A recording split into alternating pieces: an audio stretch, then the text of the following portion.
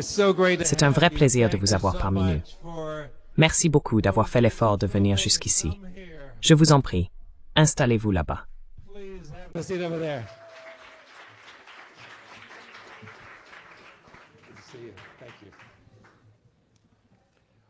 Merci. Nous avons tout un tas de personnes qui nous regardent en ligne. Il y a quelques centaines de personnes en ligne. Merci à tous pour votre patience. J'ai dû changer une couche en partant. Alors, je te le dis en ligne, pour que tu fasses attention à ce que tu dis. Je sais que tu es très préoccupé par tes propos. Eh bien, en ce moment, Steph's Wall, The Courgald. Oui. Donc la plupart d'entre vous, tout le monde sait qui est Max Blumenthal. C'est un auteur, journaliste, blogueur et réalisateur. Il est aussi le fondateur de The Grey Zone. Combien d'entre vous regardent The Grey Zone? Ah oui, très bien. On adore ça. Et bien sûr, il est l'auteur de plusieurs livres, dont quelques-uns que nous avons ici, The Management of Savagery et The 51-Day War. Nous n'avons pas reçu Goliath à temps, ils ne nous l'ont pas envoyé assez vite, malheureusement, donc nous nous excusons. Mais vous êtes là.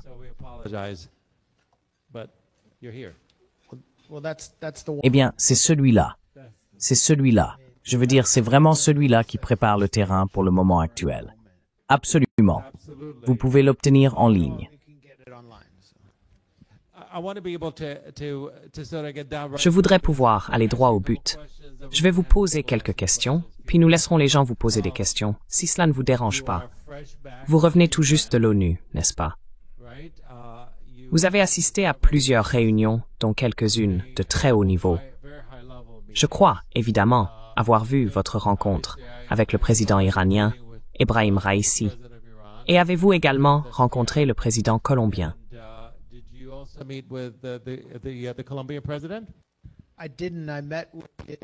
Je ne l'ai pas fait.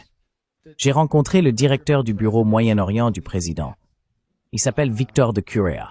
Je ne l'ai pas rencontré. Il est apparu spontanément devant la mission et a donné une conférence de presse à un petit groupe d'entre nous qui étions là. Nous pouvons en parler.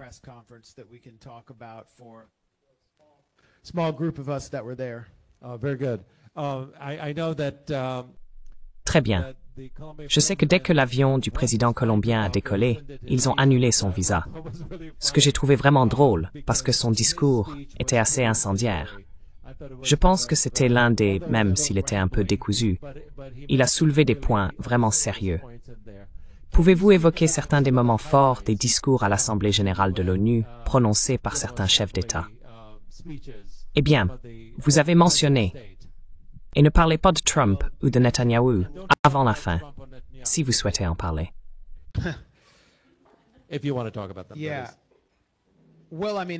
Oui. Eh bien, je veux dire, il y avait quelques notes d'espoir dans les discours. Vous avez mentionné Gustavo Petro, le président colombien, dont on peut se demander s'il contrôle vraiment son propre ministère des Affaires étrangères. En 2024, il a publié un décret pour bloquer les expéditions de charbon vers Israël, ce qui est sérieux. Je veux dire, il essaye de préparer le terrain pour des sanctions internationales contre Israël. Et Israël dépend en grande partie des exportations de charbon en provenance de Colombie. Mais il a ensuite rencontré des problèmes. Les bateaux continuaient de partir, et ils se sont retrouvés dans un imbroglio juridique en essayant de les arrêter. L'une des choses qui a été dite lors de la conférence de presse improvisée avec son directeur des affaires du Moyen-Orient, c'est qu'ils allaient déployer la marine pour bloquer les bateaux si nécessaire. Mais ils ont finalement obtenu la capacité juridique de le faire.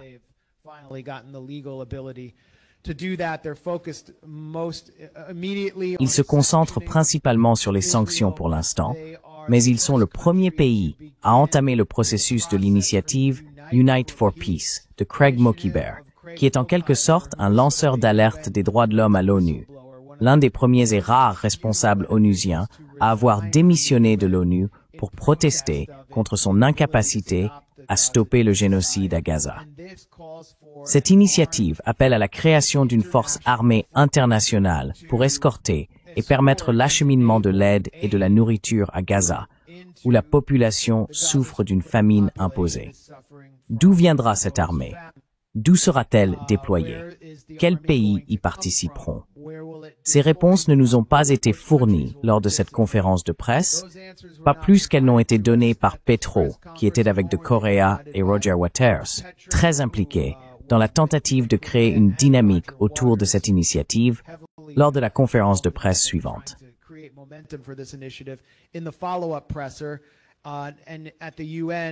Et à l'ONU, ce que nous avons entendu de la part de Petro, c'était sa tentative de rallier la soi-disant communauté internationale, ou ce qu'il en reste, pour qu'elle se joigne réellement et mette un terme physique au génocide à Gaza. C'est ce que cela impliquerait. Je veux dire, toute notre vie, si vous avez mon âge ou plus, vous avez été exposé à la propagande de la responsabilité de protéger, selon laquelle les États-Unis et leurs alliés ont la responsabilité d'arrêter les génocides en utilisant l'armée et l'aviation, en bombardant des pays pour sauver des enfants, sauver les enfants de Syrie, sauver les enfants de Bosnie, sauver les enfants de Libye, sauver les enfants et libérer les femmes d'Irak, libérer les femmes d'Afghanistan.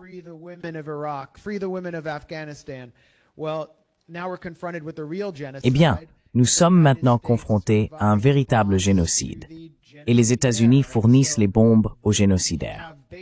Donc en gros, le Sud global essaye tant bien que mal de s'organiser.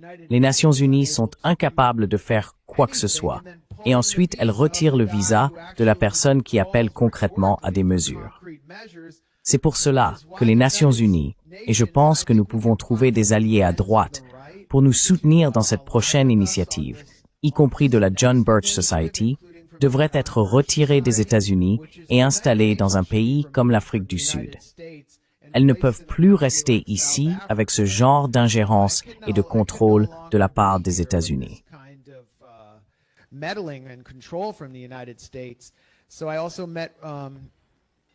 J'ai également rencontré Massoud Pezeshkian, qui est le président iranien, ainsi qu'un petit groupe de personnalités anti-guerre, des gens d'ici comme ceux des Quakers et d'autres militants pacifistes, ainsi que des journalistes anti-guerre de gauche comme de droite. Je veux dire, je ne sais pas vraiment comment qualifier The American Conservative, mais c'était ce genre de public. Vous savez, les Iraniens voulaient impliquer un large éventail d'opinions anti-guerre, et ils étaient bien plus intéressés à nous parler qu'à l'année dernière. Ils avaient accueilli les médias traditionnels. Il y avait ce genre de type, vous savez, des mannequins de Men's Wearhouse, dont je me souviens même plus des noms, parce qu'ils essayaient de s'adresser à Lester Holt, Andrea Mitchell et à ses personnalités.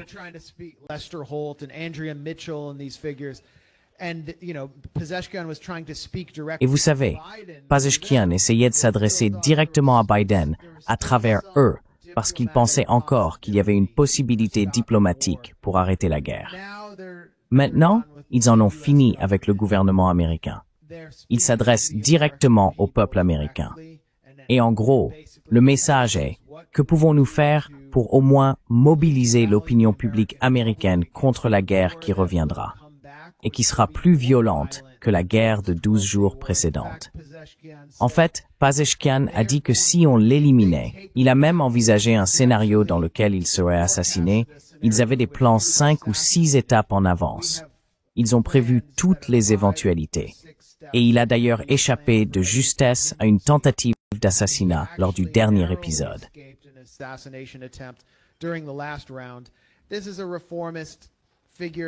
C'est une figure réformiste qui est arrivée au pouvoir après la mort ou l'assassinat d'Ebrahim Raisi dans un crash d'hélicoptère très mystérieux et qui est essentiellement arrivé en promettant une ultime tentative désespérée de négociation.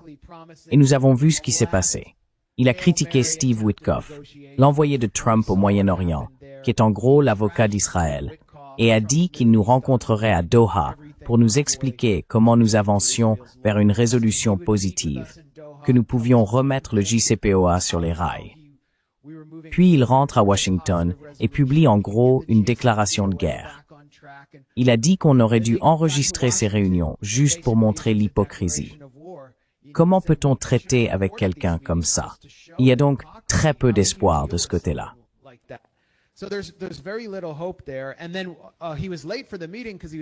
Et puis, il est arrivé en retard à la réunion parce qu'il rencontrait Emmanuel Macron, qui mène la charge pour le rétablissement des sanctions avec l'E3, les 3 pays européens qui faisaient encore partie du JCPOA. Au lieu de permettre au JCPOA de se poursuivre, ils vont imposer des sanctions encore plus sévères à l'Iran, ce qui a déjà fait plonger le rial à de nouveaux plus bas. Et cela après que les États-Unis ont unilatéralement déchiré le JCPOA. Franchement, l'hypocrisie est sidérante. Tous les aspects du droit international et de cet accord ont été piétinés par les anciennes puissances coloniales européennes et les États-Unis. Et c'est l'Iran qui doit en payer le prix. Israël parcourt le monde en assassinant des équipes de négociation, tout le cabinet du Premier ministre yéménite, et c'est l'Iran qu'on qualifie de terroriste. Cette frustration était très évidente dans les propos de Pezeshkian. Et, vous savez, il a dit « J'espère vous voir à Téhéran ».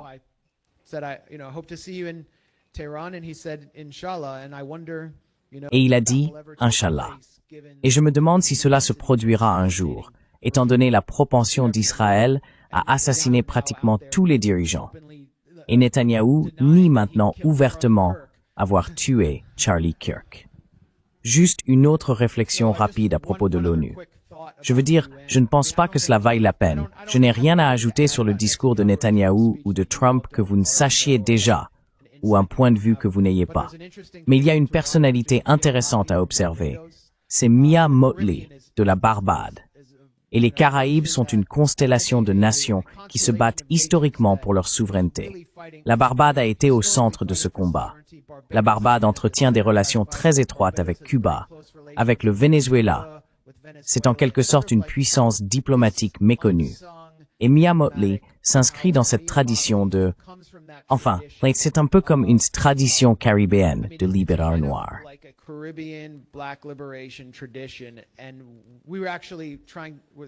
Nous devions en fait la rencontrer il y a quelques années, mais notre vol a été retardé, et ainsi de suite. Mais nous avons pu découvrir un peu la scène à la Barbade. Nous avons fait une émission de Grey Zone à ce sujet. C'est un petit rocher volcanique inspirant au milieu de la mer. Elle a prononcé un excellent discours et a lancé une dénonciation tonitruante du génocide à Gaza. Et elle est candidate pour devenir secrétaire générale et bénéficie d'un large soutien. Il y a donc un peu d'espoir de ce côté-là. Mais une autre personne qui souhaite devenir secrétaire général est Raphaël Grossi, qui a complètement falsifié les chiffres sur l'enrichissement nucléaire de l'Iran via l'AIEA afin de promouvoir sa propre candidature et de préparer le terrain pour qu'Israël attaque l'Iran. Et nous avons vu des documents divulgués montrant qu'il collaborait en coulisses avec des responsables nucléaires israéliens. C'est donc une perspective dangereuse.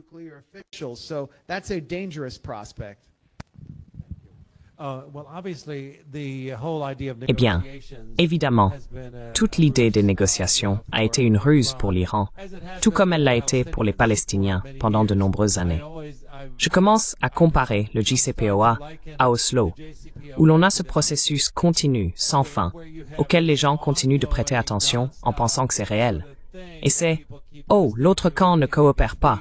Oh, l'autre camp a oublié une virgule. Oh, l'autre camp n'a pas fait ce qu'il était censé faire. » Et bien sûr, les gens ne savent plus. Ils se contentent d'écouter ce qui se passe. Voyez-vous les parallèles?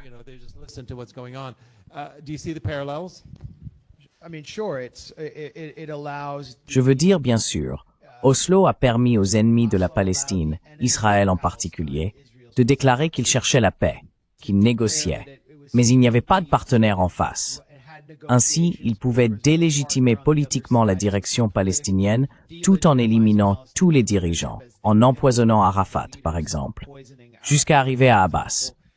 Et ils ont imposé de nouveaux faits accomplis sur le terrain sous forme de colonies, de bases militaires, du mur d'apartheid, du siège de Gaza, tout en disant « Eh bien, nous négocions ». Netanyahou voudrait peut-être 2 États. Qui sait?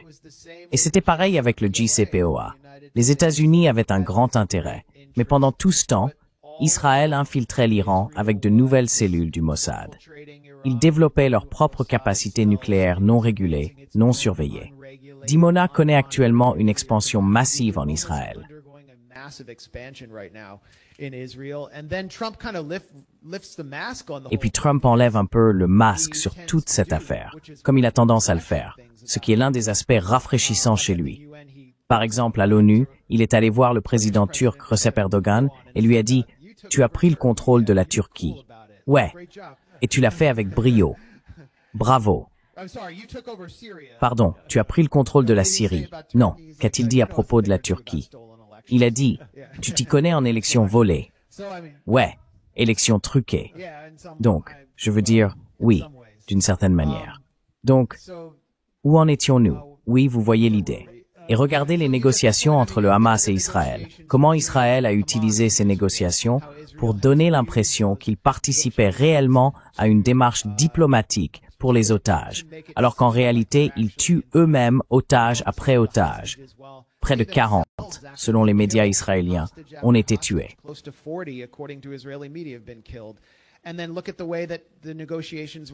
Et puis regardez la manière dont les négociations ont été utilisées avec l'Iran. Les négociations avec un délai de 30 jours.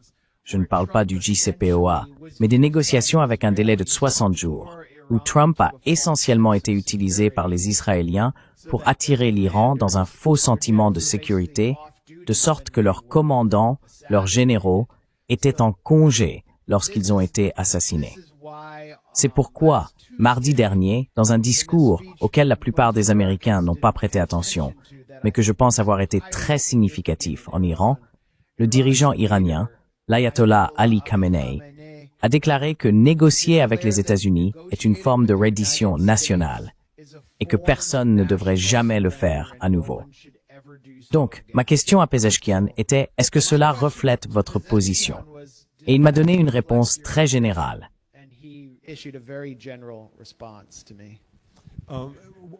Quelle est votre impression de cette réunion? Pensez-vous évidemment, l'Iran se prépare à une éventuelle attaque? Voyez-vous une attaque imminente se profiler? Oui, et toutes les personnes que je connais en Iran le font. Et vous savez, les analystes, à quoi cela ressemblerait-il? S'agirait-il encore une fois d'attaquer les installations nucléaires? S'agirait-il d'assassinat?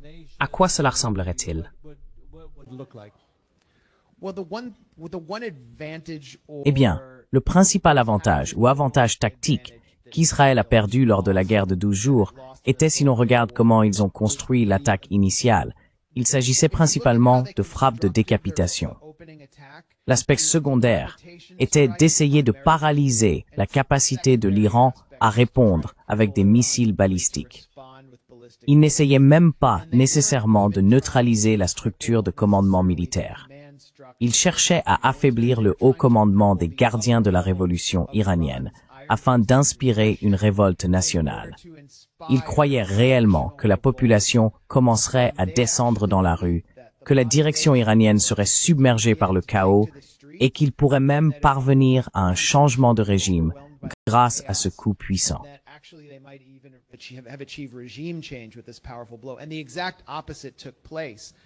Et c'est exactement le contraire qui s'est produit. De larges pans de la population ont en réalité été choqués par le nombre de victimes civiles et par l'ampleur des destructions causées par Israël, et ils se sont ralliés autour du drapeau. Et intelligemment, la République islamique révolutionnaire d'Iran a commencé à promouvoir le nationalisme, y compris le nationalisme d'avant la Révolution, d'avant la République islamique, pour unir la population. Le public est devenu très nationaliste, et cela a repoussé le changement de régime de plusieurs décennies. Je ne vois tout simplement pas cela se reproduire. Désormais, l'accent est davantage mis sur l'affaiblissement militaire de l'Iran. Attaquer, empêcher l'utilisation de ces lanceurs de missiles balistiques. Et les cellules du Mossad ont également été fortement affaiblies. Je veux dire, elles avaient massivement infiltré l'Iran, mais Swiftwater ceci révélé nos jeux.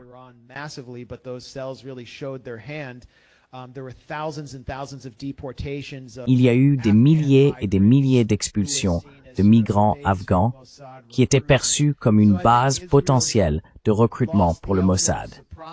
Donc, je pense qu'Israël a perdu l'effet de surprise, mais ils viendront quand même. Et leur stratégie, comme toujours, se concentre sur nous. Ils n'auraient pas pu sortir de cette guerre qu'ils ont déclenchée en juin sans savoir qu'ils contrôlaient totalement Donald Trump, qu'il était sous leur coupe et qu'ils finiraient ce qu'ils avaient commencé. Cela a été confirmé par des transcriptions de discussions internes au sein du commandement militaire israélien, qui montrent qu'ils savaient dès le début que Trump allait bombarder. Donc je pense qu'ils savent déjà qu'ils le tiennent sous leur contrôle, et ils s'attendent à ce que les États-Unis interviennent. Mais les États-Unis peuvent-ils vraiment intervenir avec un nouveau raid façon Top Gun, en faisant voler quelques bombardiers B-2 à travers le monde pour frapper simplement quelques sites?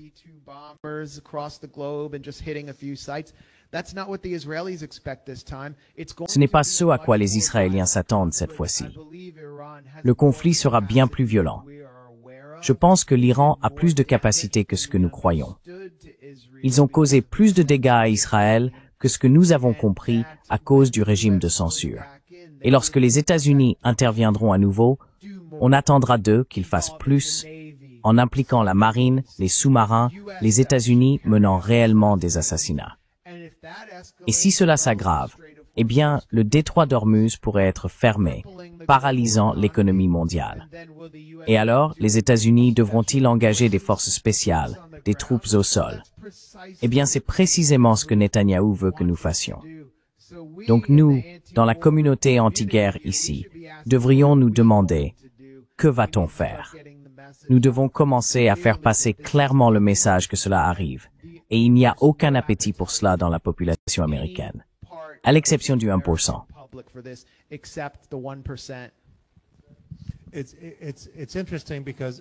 C'est intéressant parce que nous allons prendre des questions dans quelques minutes.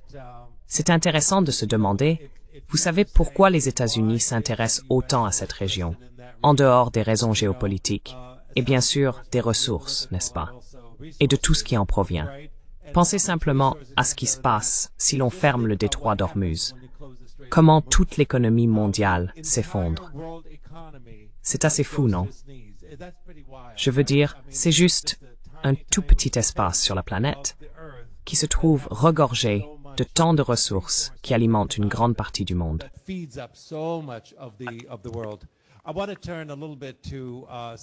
Je voudrais parler un peu de Stephen Witkoff avant de passer à autre chose. Je pense qu'une des histoires les moins racontées, ou en tout cas une histoire dont on n'entend pas beaucoup parler, concerne son fils, Alex. Ce sont des promoteurs immobiliers. Donc Steve Witkoff va négocier avec, vous savez, les hauts responsables de tous ces pays. Il parle à des émirs, des cheikhs, des présidents et tous les autres. Et il prépare un peu le terrain pour que son fils vienne ensuite conclure des affaires immobilières. C'est dingue, non? Franchement, quand on y pense, c'est vraiment du niveau République bananière, non? Est-ce que tu en sais plus à ce sujet?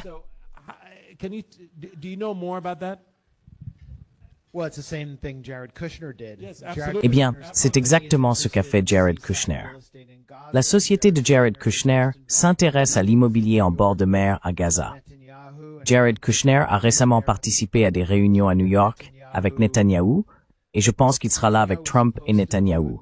Netanyahou devait organiser une réunion dans une synagogue à New York ce soir, à l'heure actuelle, avec Mark Levin, sa voix sur Fox News, et il l'a annulé pour avoir cette réunion. Et ils sont apparemment en train de discuter d'une sorte de cessez-le-feu, d'une fin à la guerre à Gaza.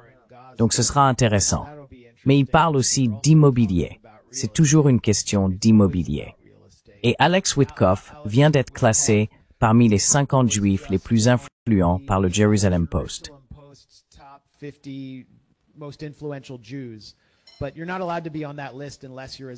Mais tu n'as pas le droit d'être sur cette liste, à moins d'être un juif sioniste. C'était le top 50 des sionistes les plus influents, et c'est vraiment intéressant à lire. Tu n'y es pas, n'est-ce pas? Non, je ne figure sur aucune liste, sauf peut-être le top 10 des antisémites. Et, tu sais, comme on est en train de gagner, ça fait un moment que je n'y suis plus, parce qu'il y a tellement de concurrence. Mais, enfin, qu'est-ce qu'il fait sur cette liste? C'est le fils du négociateur. Le négociateur? Non, c'est l'avocat d'Israël. Il y a eu un concert caritatif et un dîner de gala pour un groupe appelé United Hatzalah, qui est l'un des 2 pseudo-groupes de secours avec Zaka, qui sont intervenus le 7 octobre et ont inventé tous les mensonges sur les bébés cuits dans des fours et les bébés décapités.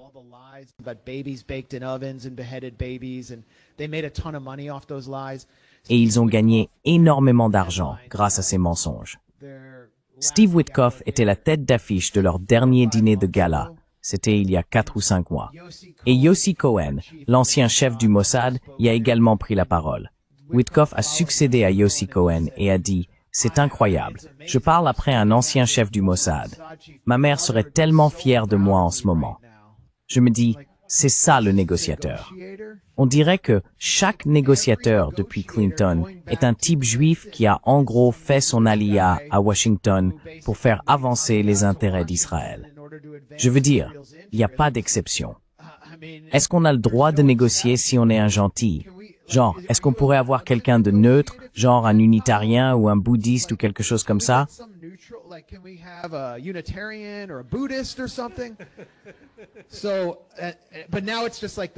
Mais maintenant, c'est comme si le masque était de nouveau tombé avec Trump, parce qu'il y a un intérêt matériel. Ils veulent de l'immobilier. Et ils veulent aussi les accords d'Abraham, car cela donnerait à la famille Trump et à Trump Incorporated, à tous ceux qui gravitent autour de Trump et qui fréquentent son club exécutif ici à Washington, un accès aux vastes fonds souverains des Émirats arabes unis et de l'Arabie saoudite.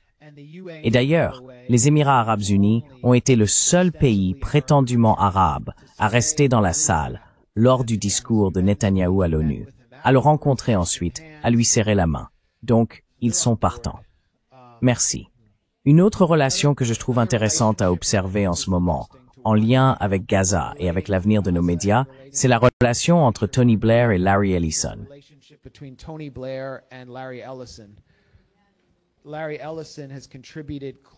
Larry Ellison a versé près de 300 millions de dollars à l'Institut Tony Blair. Il l'a transformé, en quelque sorte, en Institut d'Oracle. Ainsi, Tony Blair est devenu le lobbyiste de toutes les solutions technologiques de Larry Ellison, qui inclut notamment ses centres de données servant de plaque tournante pour la surveillance de masse. L'identification numérique. Tony Blair pousse ce projet depuis l'ère du Covid, et ils sont en train de le mettre en place au Royaume-Uni pour renforcer leur contrôle.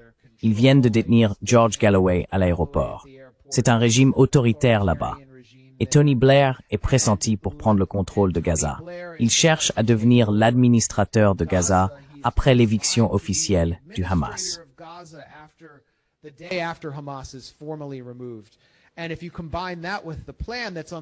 Et si vous combinez cela avec le plan actuellement sur la table pour la soi-disant Riviera de Gaza, où des réfugiés de guerre victimes de nettoyage ethnique reçoivent un jeton numérique, en échange de leur maison, puis sont placés dans des camps de réfugiés biométriques, puis reçoivent des crypto-monnaies pour essentiellement partir à l'étranger pour toujours. Vous pouvez voir comment tout cela s'articule. Tony Blair va superviser un consortium d'entreprises technologiques pour mettre en œuvre la solution finale pour Gaza.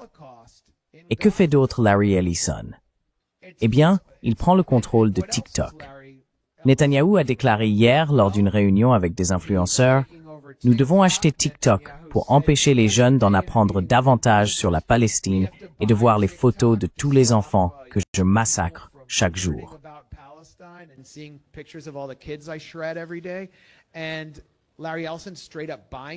Et Larry Ellison est carrément en train de l'acheter dans un consortium avec Andreessen Horowitz, ses capital risqueurs. Mark Andreessen, qui est un pionnier de la technologie des drones d'IA, et Ben Horowitz, qui est le père de Ben Horowitz. David Horowitz, l'un des propagandistes les plus anti-palestiniens de l'histoire américaine. Et donc, ils sont simplement en train de tout reprendre. Paramount, David Ellison, le fils de Larry Ellison, a pris le contrôle de cette société. Ils vont sortir un film, le 7 octobre, intitulé 7 octobre, qui est un pur film de propagande sur tout ce qu'Israël veut que nous voyions et croyions à propos de ce jour-là. J'imagine, vous savez, pas de directive Hannibal. Ils vont installer Bari Weiss à la propriété que Paramount contrôle dans les médias, CBS News.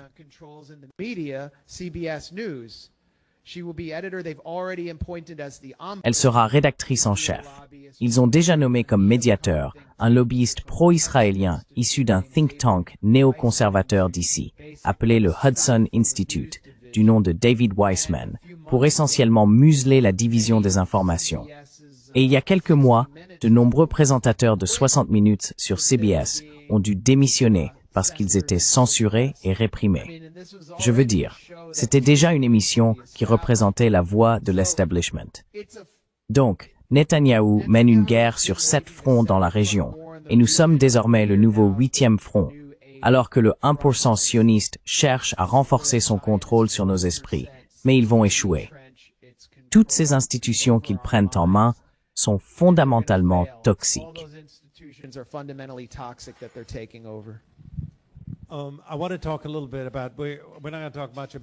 Je voudrais parler un peu de... Nous n'allons pas beaucoup parler de Trump, ni de Netanyahou, si ce n'est pour dire que lorsque Netanyahou est monté sur scène, tout l'auditorium s'est vidé, à l'exception d'une poignée de personnes, comme tu l'as mentionné, qui sont restées, ce qui était fascinant. Mais à part cela, je pense que l'un des discours ou des échanges les plus intéressants a été celui de Mahmoud Abbas, que j'ai trouvé très étrange. J'ai presque l'impression, et je ne sais pas si tu seras d'accord, mais j'ai presque l'impression que Mahmoud Abbas est en réalité un agent du Mossad, et qu'ils lui ont retiré son visa pour venir ici, afin de lui donner plus de crédibilité, pour qu'il puisse apparaître comme un véritable révolutionnaire et sembler en dehors du courant dominant.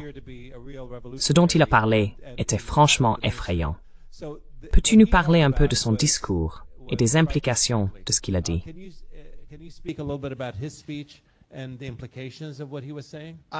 Je n'ai pas regardé, alors pourquoi ne dis-tu pas ce que tu en penses? Je veux dire, la partie que j'ai trouvée, tu ne l'as vraiment pas regardée? Je n'ai pas pu. D'accord, oui. Eh bien, ce que j'ai trouvé intéressant, c'est la façon dont il disait qu'il serait responsable de Gaza et de la Cisjordanie, et qu'il travaille à un État palestinien sûr pour garantir la sécurité d'Israël. Il répétait sans cesse qu'Israël devait être en sécurité. La conversation était tellement insipide, et enfin, ce n'est vraiment pas quelqu'un que l'on voudrait comme homme d'État pour nous représenter. Donc j'ai trouvé ça très étrange à ce niveau-là. Et je me suis demandé, pourquoi ont-ils annulé son visa?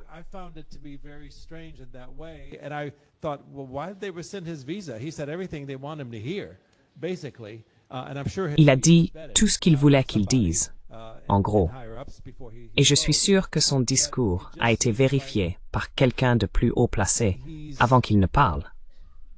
Mais il semble évident qu'il est contrôlé par les Israéliens et qu'il est incapable de dire quoi que ce soit d'autre que ce que les Israéliens veulent qu'il dise. Et le fait qu'il ait vraiment critiqué le Hamas, qu'il les ait attaqués et qualifiés de terroristes, il reprend le langage qui nous est imposé depuis tout ce temps. C'est cet aspect-là que j'ai trouvé intéressant. Où situez-vous, Mahmoud Abbas, dans tout cela selon vous? Where do you see Mahmoud Abbas in all this, in your opinion? Il a une longévité remarquable pour un dirigeant palestinien. Je veux dire, tous les autres se font tuer sauf lui. Cela soutient assez fortement ta théorie, y compris Arafat qui faisait d'énormes concessions à partir d'Oslo. Je veux dire, il suffit de relire les essais d'Edward Said sur Oslo, qui étaient en fait interdits dans toutes les librairies de Ramallah, et il avait prévenu de ce qui allait se passer des années à l'avance. Il a été isolé et attaqué pour cela. Donc, on pensait qu'Arafat faisait des concessions folles, mais Abbas arrive après la seconde intifada et après un programme également supervisé par Tony Blair via l'un de ses généraux, Keith Dayton, pour réprimer et écraser totalement la résistance palestinienne en Cisjordanie. La dernière résistance se trouvait dans le camp de Balata, à Naplouse.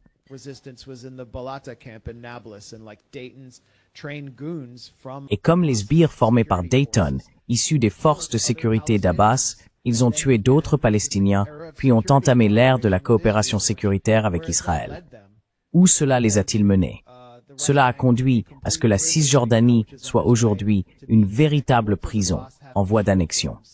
Abbas a montré, à part la prison dorée de quelques quartiers à Ramallah, qui continue d'être envahi par Israël. Il existe un câble Wikileaks de 2009, je crois, signé Hillary Clinton, où elle déclare « Nous ne devons pas permettre d'élections législatives palestiniennes.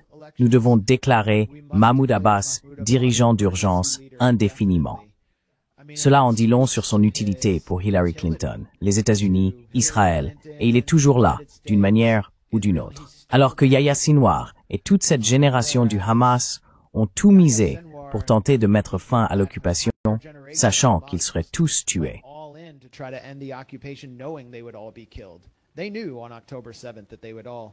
Ils savaient, le 7 octobre, qu'ils finiraient tous par être tués. Si Abbas est tué, ce sera par un Palestinien, tout comme Anwar el-Sadat a été tué pour avoir vendu l'Égypte. Mais c'est dire à quel point ces forces de sécurité sont efficaces. Et les Israéliens font partie de ces forces de sécurité. C'était aussi assez intéressant de voir Ahmed al-Shara parader dans New York. Je veux dire, c'est l'ancien chef adjoint de Daesh et le fondateur d'Al-Qaïda en Syrie, qui a eu droit à une conversation au coin du feu avec l'un des éminents analystes ici à Washington. Le genre de Harry Potter des lobbyistes d'Al-Qaïda, Charles Lister, de l'Institut du Moyen-Orient, qui dispose d'un tout nouveau bâtiment à Dupont Circle, financé par les Émirats arabes unis et les États du Golfe. Et puis Al-Shara, il sortait tout juste d'une rencontre avec David Petraeus, qui a supervisé le surge en Irak.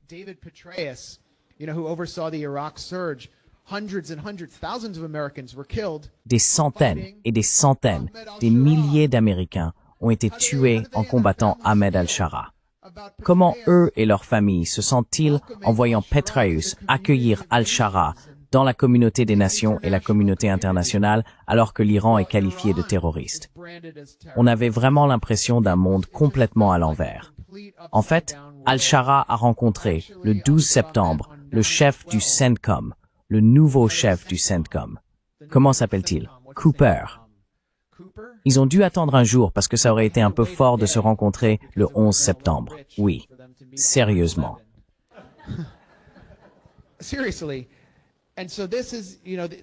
Ainsi, la vision des États-Unis pour le Moyen-Orient est, selon moi, parfaitement exprimée dans ce livre de l'auteur le plus brillant de l'histoire, Max Blumenthal, La gestion de la sauvagerie. J'y raconte essentiellement comment Al-Qaïda a été constamment utilisé par la CIA et les services de renseignement américains et britanniques pour affaiblir leurs ennemis géopolitiques. La Russie en Afghanistan, l'Union soviétique en Afghanistan, l'Iran et la Russie en Syrie, et pour faire avancer les intérêts d'Israël. Et tout cela remonte aujourd'hui à la surface. Il y a également eu une rencontre entre Al-Shara et Volodymyr Zelensky. C'était un peu comme un Tinder de la CIA, ou quelque chose du genre.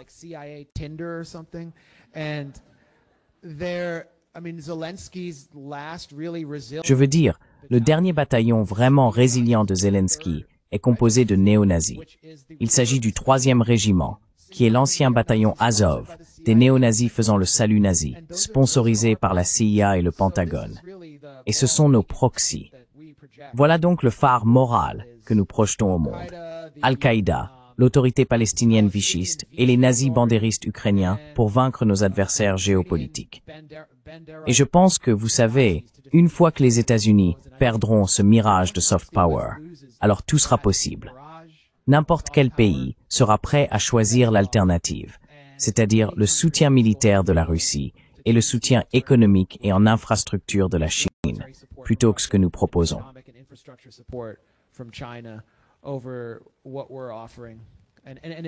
Et tout commence vraiment en Palestine. Penses-tu que pour l'Iran, la solution soit de devenir une puissance nucléaire?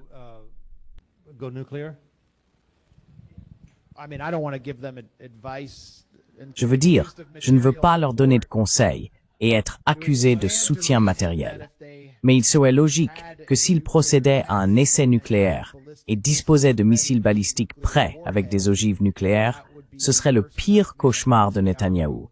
Et cela ne dissuaderait pas seulement une attaque israélienne, mais conduirait soit à une réaction israélienne excessive, soit forcerait une sorte de processus politique. Et je pense que Netanyahou, je veux dire, je suis en quelque sorte d'accord avec lui, mais depuis un angle alternatif, opposé, cela commencerait en fait à mener à la disparition de l'État juif autoproclamé.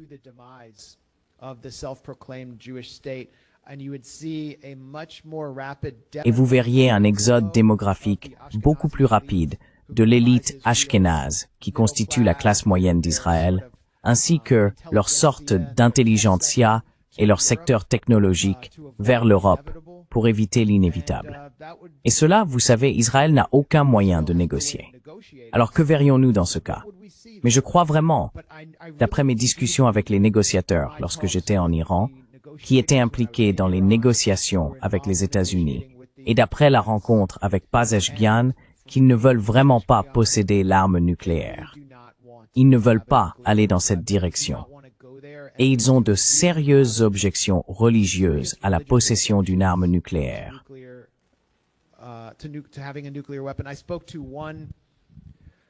J'ai parlé à un conseiller proche du cœur du pouvoir iranien qui m'a dit qu'il s'était rendu dans la ville de Qom, véritable bastion de la théologie révolutionnaire en Iran, et qu'il avait rencontré autant de savants qu'il le pouvait pour discuter de ce qu'il faudrait pour lever la fatwa du leader contre les armes nucléaires. Ils ont expliqué qu'ils pouvaient retirer certains éléments de la fatwa, mais que chacun d'eux identifiait deux aspects qui, selon leur compréhension de la théologie chiite et de la notion de justice sociale, ne pourraient jamais être supprimés. Voilà où ils en sont. Je voudrais maintenant aborder un peu la politique intérieure.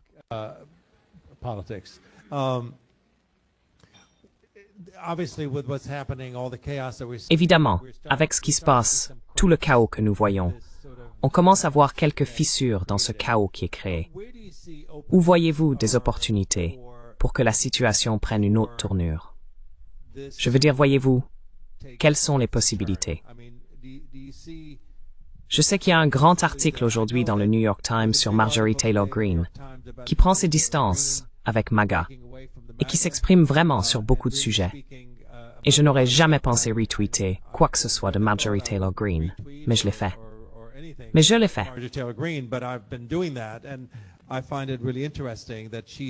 Je trouve vraiment intéressant qu'elle ait été une voix très forte, non seulement contre le soutien inconditionnel à Israël, mais aussi sur tout ce qui se passe ici, aux États-Unis, et qui ne semble pas vraiment aller dans l'intérêt du peuple américain. Donc, je l'ai sous-estimé.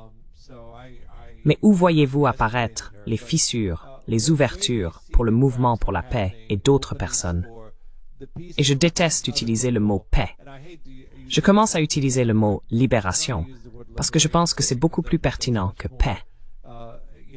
Où voyez-vous les ouvertures pour la libération de tout ce que nous traversons?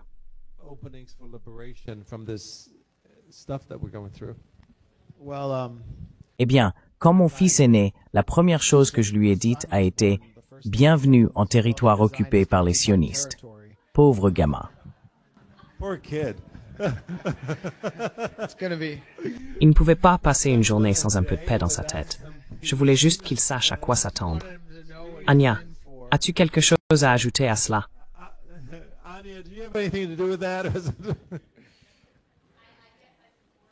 C'était une blague, mais c'est bien que le New York Times ait enfin remarqué ce qui se passe. C'est assez intéressant. L'inviterais-tu ici pour une séance de questions-réponses? Oui, absolument. Ce serait très intéressant. Absolument.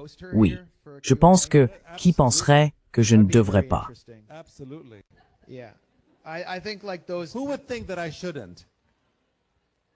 Personne. Qui pense que je devrais? Je veux dire, tu pourrais lui poser des questions difficiles. Personne n'a dit que je devrais tout. Pouvez-vous m'aller?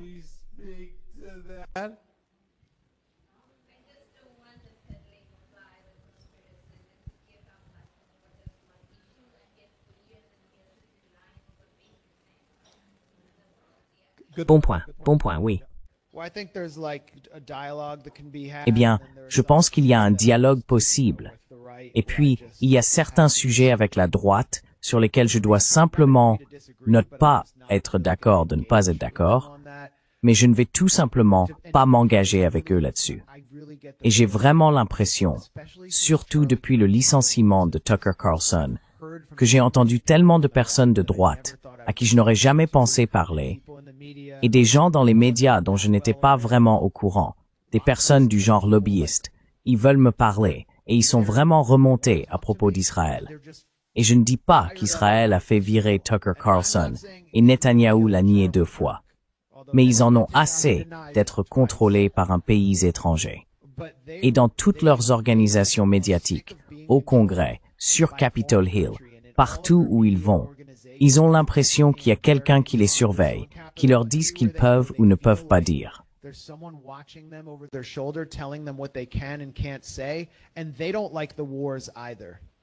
Et ils n'aiment pas non plus les guerres. Ils n'aiment peut-être pas non plus les Mexicains et les Vénézuéliens, mais ils n'aiment pas non plus les guerres. C'est quelque chose qu'ils détestent. Ils en ont assez. Ils peuvent avoir des raisons et des motivations différentes. Et à travers le dialogue que j'ai eu avec eux, certains ont aussi appris quelque chose de moi. Donc, là où je vois des fissures, Andy, c'est entre le peuple américain et notre élite dirigeante.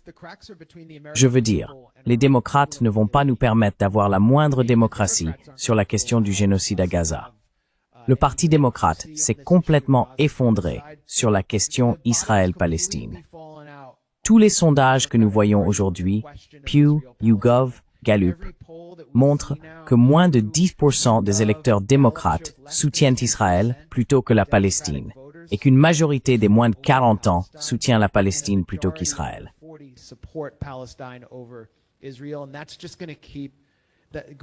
Et cela ne va faire que continuer dans cette direction.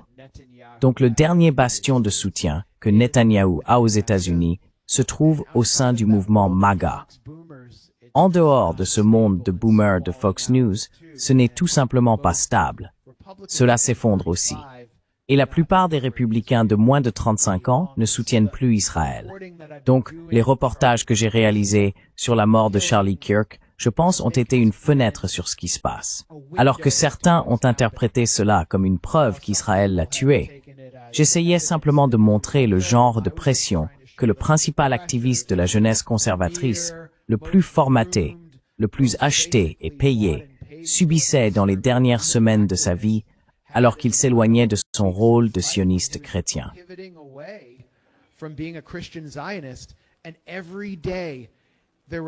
Et chaque jour, il y avait des réunions Zoom qu'il devait avoir avec des proches de Netanyahou aux États-Unis, des milliardaires extrêmement puissants comme Bill Ackman, qui a fait évincer la présidente de Harvard. Et il y avait une peur à ce sujet. Oh, il a fait évincer la présidente de Harvard. Est-ce qu'il va m'évincer moi aussi? Qu'est-ce qu'ils vont me faire? Comment puis-je équilibrer ma propre base conservatrice, qui en a assez d'Israël, qui pense que Jeffrey Epstein était un agent du Mossad, qui déteste tous Netanyahou, et les milliardaires qui ont financé ma carrière, qui sont sur ces appels Zoom avec moi. Et il n'a pas pu le faire. Et puis il a été tué. Donc nous ne saurons jamais où cela aurait mené.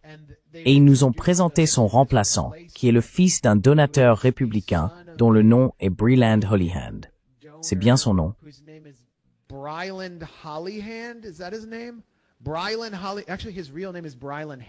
En réalité, son vrai nom est Breland Hanson, mais il a changé de nom de famille pour qu'il sonne plus hollywoodien. Et il voyage en jet privé, allant de campus en campus.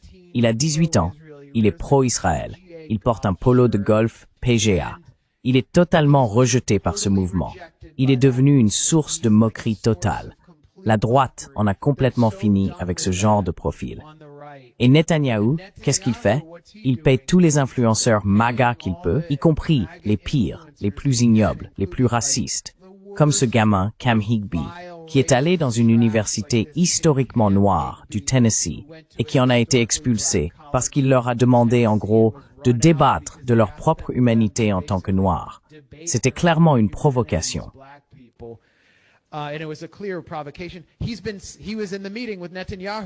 Il était à la réunion avec Netanyahou en dehors de l'ONU, la réunion des influenceurs, où Netanyahou a dit « Nous devons acheter TikTok ». Tous ces jeunes présents à cette réunion sont littéralement payés par Israël. On les envoie à la frontière de Gaza pour nier la famine. C'est tout ce qu'il leur reste. Nous arrivons donc vraiment à un point où nous pouvons exiger une législation concrète, des actions concrètes de la part de nos représentants et causer de vrais problèmes lors d'une élection nationale au sein du DNC ou ailleurs. Nous allons commencer à voir la même chose se produire au RNC que ce que l'on voyait lors des tournées de Charlie Kirk, quand il était assiégé par de jeunes conservateurs Groyper qui l'interrogeaient sur l'USS Liberty et il ne savait pas quoi répondre.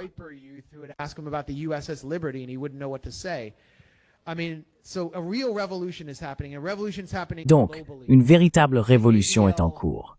Une révolution se produit à l'échelle mondiale. Le principal censeur de l'ADL, le superviseur central de l'ADL, Jonathan Greenblatt, a déclaré la semaine dernière lors d'un discours en Israël que 2,2 milliards de personnes dans le monde sont antisémites. Il a dit « la moitié du monde nous déteste ». Mais sa définition de l'antisémitisme, c'est toute personne qui s'oppose à ce que des enfants soient bombardés dans leur sommeil. Ce qu'il dit reflète en réalité la situation. Et ce que nous voyons avec la flottille Samud, est un autre signe, un signe très tardif, qui aurait dû arriver depuis longtemps, d'un changement où l'Espagne et l'Italie ont, semble-t-il, envoyé des escortes navales pour les protéger. Lorsqu'ils ont été attaqués, Greta Thunberg était bombardée par Israël.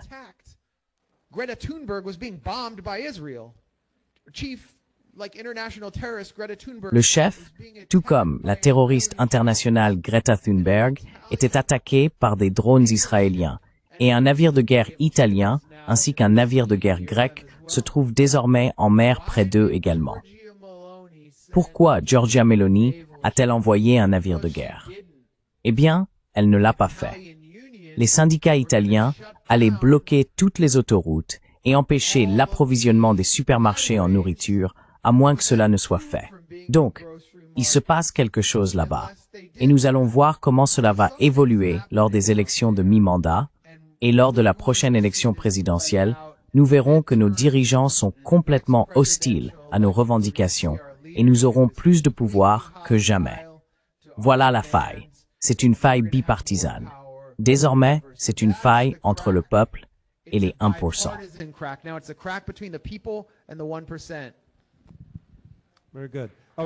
Très bien. D'accord.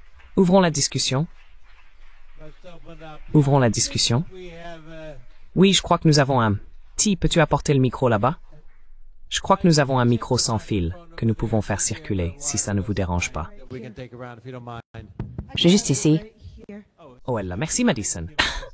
Merci. Tagkin. Pouvez-vous lever la main à nouveau? Juste là. Ah, juste ici. OK.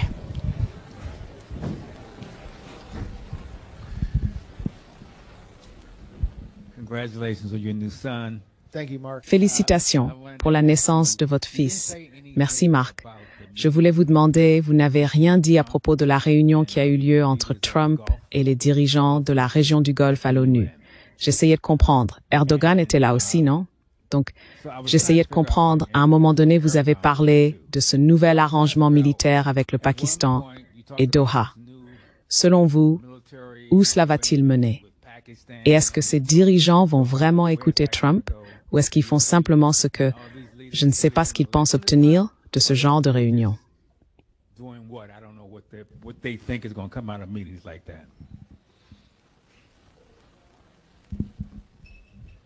Voulons-nous en prendre deux à la fois pour aller plus vite?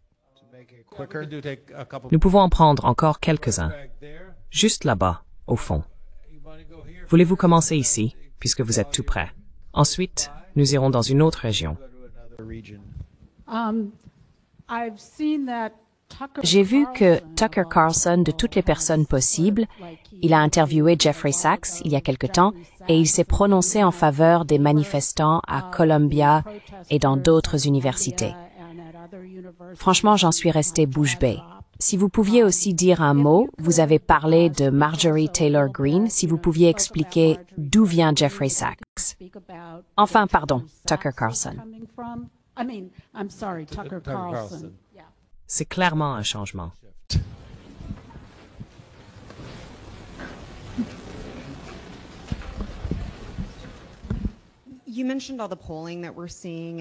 Vous avez mentionné tous les sondages que nous voyons et les fissures, ainsi que le fait que les gens peuvent dire des choses qu'il était impossible d'exprimer il y a un an. De plus en plus de personnes utilisent le mot génocide. Pensez-vous que, pour le candidat démocrate à la présidentielle, il va falloir rompre complètement avec la position de la direction actuelle? En même temps, je pensais que Kamala le ferait lors de la dernière élection parce que tous les sondages l'indiquaient. Et on avait presque l'impression qu'elle préférait perdre plutôt que de critiquer Israël ou de qualifier la situation de génocide. Je voulais donc savoir ce que vous en pensiez. Est-ce que le candidat démocrate en 2028 pourra évoluer et adopter une position plus pro-palestinienne?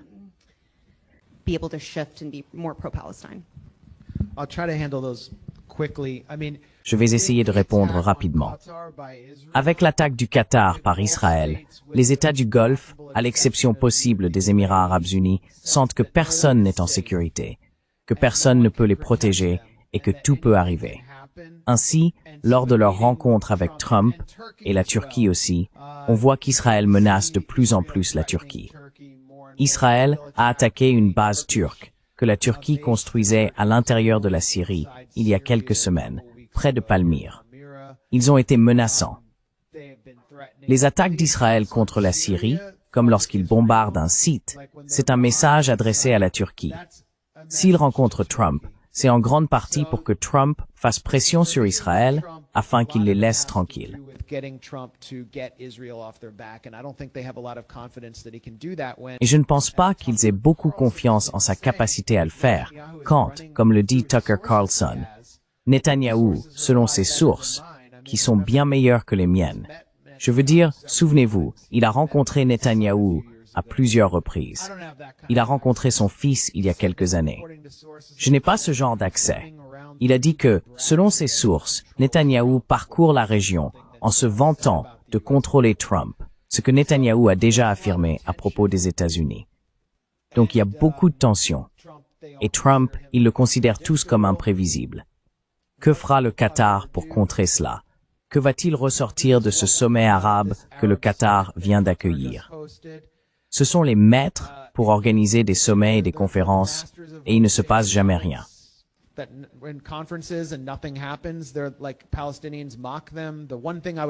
Les Palestiniens se moquent d'eux. Ce que j'entendais toujours quand j'allais à Gaza, les 2 fois où j'y suis allé, c'est qu'ils disaient toujours « Où sont les Arabes ?» Nous nous attendons à ce que les Israéliens nous attaquent, mais les Arabes sont les pires. Et le prochain sur la liste, c'est l'Égypte. Parce que l'Égypte refuse d'ouvrir le passage de Rafah, ce dont Israël a besoin pour la solution finale.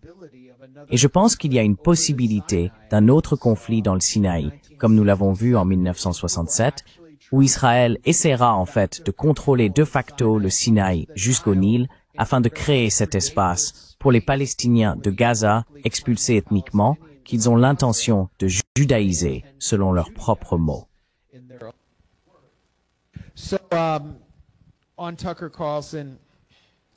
Donc, à propos de Tucker Carlson, et je pense qu'il y a plus dans votre question auquel je devrais répondre, mais concernant Tucker Carlson, je pense que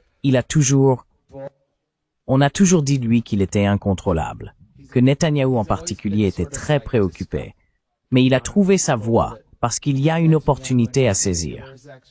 Et il y a cette nouvelle ouverture dans les médias indépendants, surtout depuis qu'il a quitté Fox News. Mais je pense que beaucoup de gens à gauche ne regardaient pas Tucker lors de ces 2 dernières années sur Fox News, où il y avait beaucoup de sujets sociaux avec lesquels vous seriez tous en désaccord. Mais les 15 premières minutes, c'était toujours à propos de la machine de guerre. Et il ne cessait de critiquer les néoconservateurs, de s'en prendre à la machine de guerre.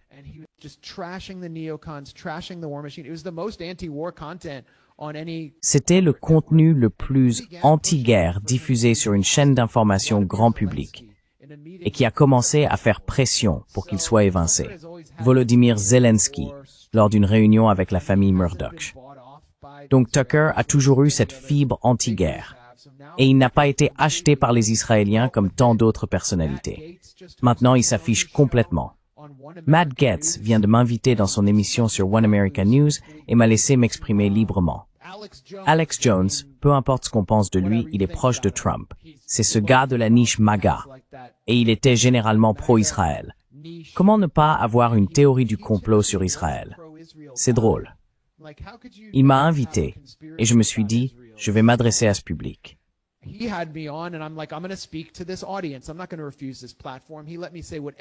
ne vais pas refuser cette tribune. Il m'a laissé dire tout ce que je voulais sur Netanyahou, contrôlant Trump et commettant un génocide. Et puis il y a Candace Owens, qui a été transportée par Sheldon Adelson en jet privé avec Charlie Kirk pour inaugurer l'ambassade américaine à Jérusalem. Elle et Tucker Carlson sont désormais les plus grandes menaces médiatiques pour Netanyahou. Et en réalité, il y en aura encore plus dans les mois et années à venir. Je pense que nous verrons davantage de grandes voix conservatrices rejoindre leur camp. Et en 2028, Ro Khanna veut être le candidat qui pourra venir nous voir et nous inciter à lui faire des dons, petits ou grands. Il veut en quelque sorte marcher dans les pas de Bernie, mais avec un message plus fort sur la Palestine.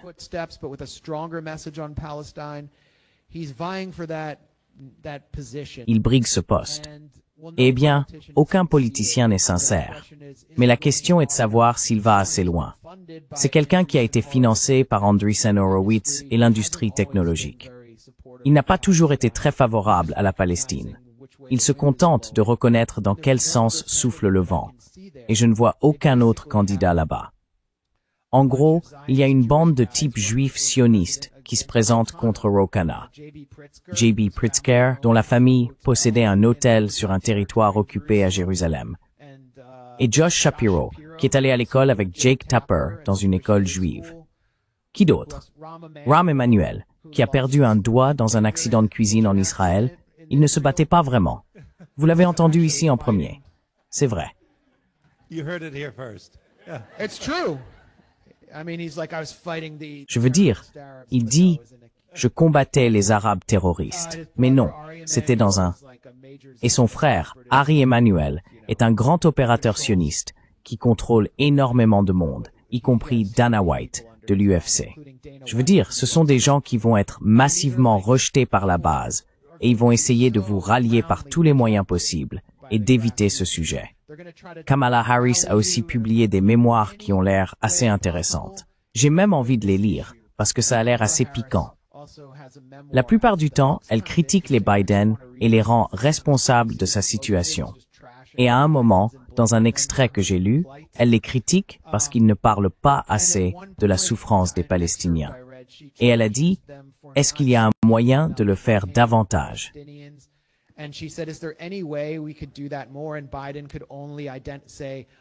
Et Biden n'a pu que dire, je suis sioniste, en parlant de réunions privées avec lui. Mais je veux dire, souvenez-vous de ce qu'on a vu avec Kamala, elle disait, nous ressentons la douleur des Palestiniens qui ont violé tout le monde le 7 octobre. C'est ce qu'elle répétait sans cesse. Elle a été horrible sur cette question.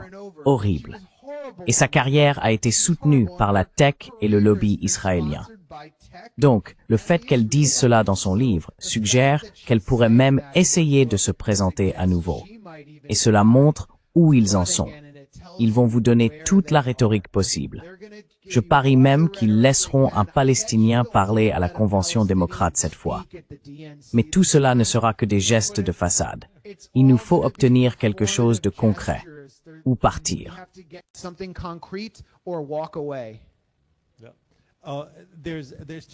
Il y a 2 réunions qui ont eu lieu et sur lesquelles je voudrais vous interroger. La première, c'est que Hakebi est en Égypte pour rencontrer Sisi. Quelle est la signification de cela? Apparemment, c'est quelque chose qui ne s'est jamais produit auparavant, ou quelque chose dans ce genre.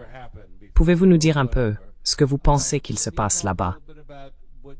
Est-ce pour organiser le déplacement des Palestiniens? Est-ce de cela qu'il s'agit?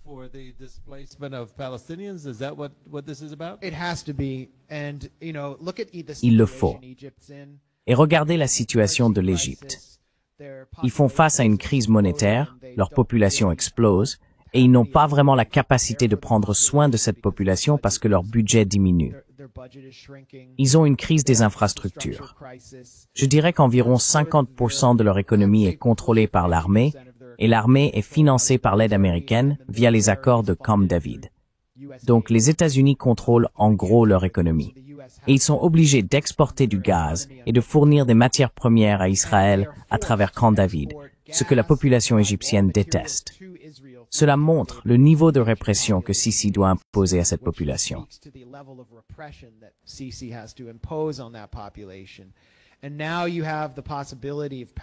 Et maintenant, il y a la possibilité que des Palestiniens arrivent, ce que de nombreux Égyptiens de la classe moyenne et supérieure considéreraient comme une invasion du pays par un élément problématique qu'ils n'apprécient pas. Alors, comment Akebi va-t-il le convaincre? Ce que j'ai vu de la diplomatie de Trump, c'est que il impose des tarifs douaniers massifs si vous ne faites pas ce qu'il veut. Et il attaque votre économie de manière plus agressive que les administrations précédentes avec des sanctions. Et je suppose qu'il est menacé, mais aussi qu'on lui promet de nouveaux programmes d'aide des États-Unis. Je veux dire, regardez comment Trump a traité l'Amérique latine.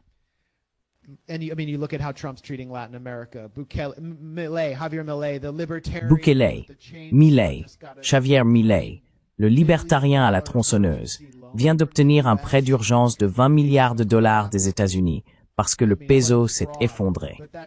Franchement, quelle imposture. Mais c'est ainsi que Trump traite son allié là-bas, alors qu'en même temps, Trump bombarde pratiquement des bateaux de pêche au Venezuela parce que Maduro ne fait pas ce qu'il veut.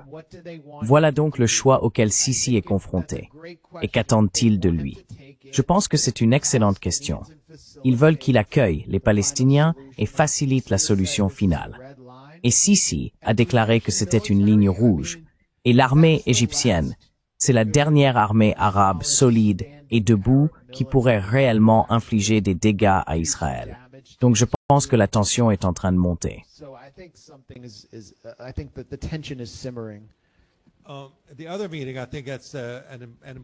L'autre réunion dont je pense qu'il est important de parler, même si je ne suis pas sûr qu'on en parle suffisamment, c'est sur le plan national, la rencontre de Trump avec tous les généraux. Il a convoqué tous les hauts gradés du monde entier à cette réunion d'urgence et Trump va également les rencontrer. À ton avis, de quoi s'agit-il? On dirait que si j'étais en Irak, je dirais qu'il se prépare à une prise de contrôle militaire du pays, ce qui n'est pas. Enfin, c'est déjà en train de se produire par endroits, ici et là. Que penses-tu qui se passe?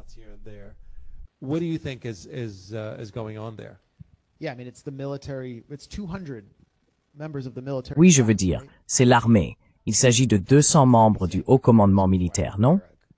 Je prierais avant d'y aller. Ça pourrait être la nuit des longs couteaux.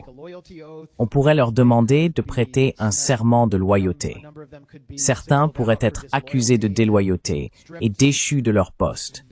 Ils pourraient annoncer la loi martiale aux États-Unis, ou bien ce n'est qu'une réunion performative où il ne se passe rien, purement symbolique, destiné à leur faire passer un message.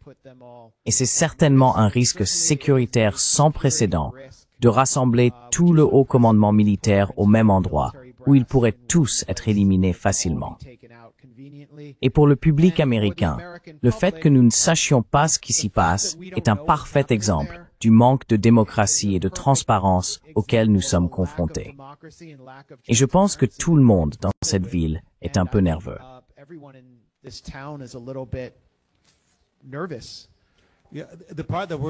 Ce qui m'inquiète le plus, c'est que cela se passe autour de la menace de fermeture. Et qui sait ce que cela pourrait engendrer si cela se produit vraiment, et que tout le monde, comme il le promet, est licencié. Ce sera sans doute une période intéressante. Nous pouvons prendre d'autres questions, mais j'ai encore des choses à dire à ce sujet. Rememt, du, Lassenfem. Merci d'avoir posé ma première question. Pensez-vous donc que les implications de cette réunion sont davantage d'ordre national qu'international, avec les hauts responsables?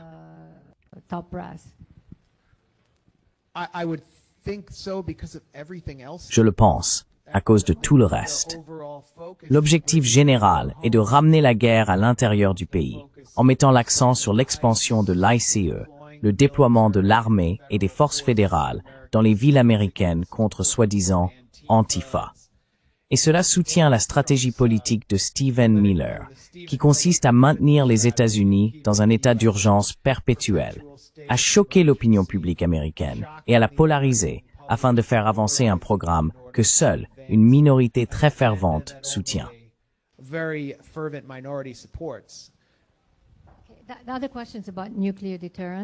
L'autre question concerne la dissuasion nucléaire. Je veux dire, je ne sais pas, il y a quelques semaines, l'Arabie saoudite a conclu un accord avec le Pakistan, disant que, vous savez, si je suis attaqué, donc l'accord entre le Pakistan et l'Arabie saoudite stipule que si un pays est attaqué, l'autre répondra.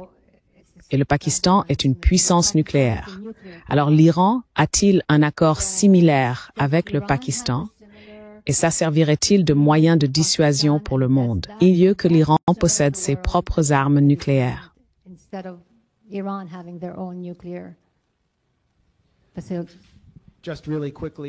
Très rapidement, l'Iran n'a pas un tel accord avec le Pakistan. Le Premier ministre pakistanais, Shahbaz Sharif, a publié des déclarations très fermes de soutien à l'Iran pendant sa guerre de 12 jours et a proposé son aide, mais l'Iran a refusé. L'Iran est un pays unique en ce qu'il accorde une grande priorité à son indépendance dans tous les domaines. Il n'est pas endetté envers le FMI. Ces missiles balistiques ont été développés entièrement sur le plan national et reposent entièrement sur une technologie locale. Ces satellites envoyés dans l'espace sont entièrement domestiques. Tout ce qu'ils font, leur programme nucléaire, ils extraient eux-mêmes leur uranium.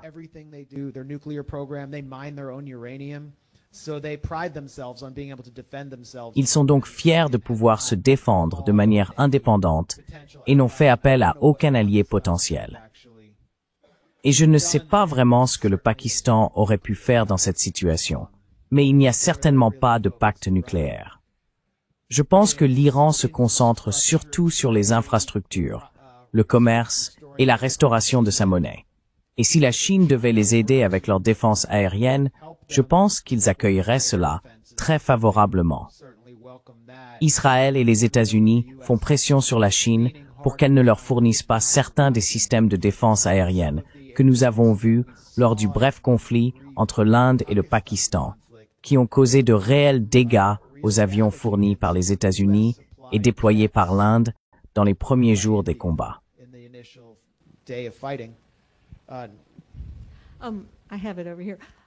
Je l'ai ici. Une chose qui a fuité à propos de la réunion avec Hegseth, c'est qu'il veut simplement leur parler de l'esprit guerrier. En d'autres termes, cela correspond à cette atteinte aux libertés civiles. Vous savez, ils ont démantelé la vigile nucléaire en face de la Maison-Blanche sans vraiment prévenir, et il faut qu'il y ait une réaction à cela. Donc, c'est assez cohérent avec l'approche de Trump.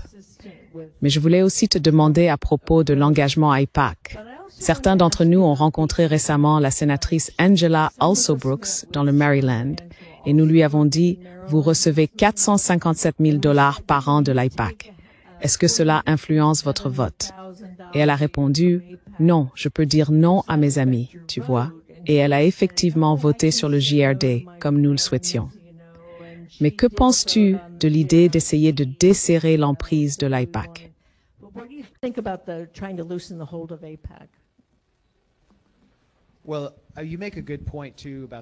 Eh bien, tu soulèves aussi un bon point à propos de Hegseth et de l'éthique du guerrier.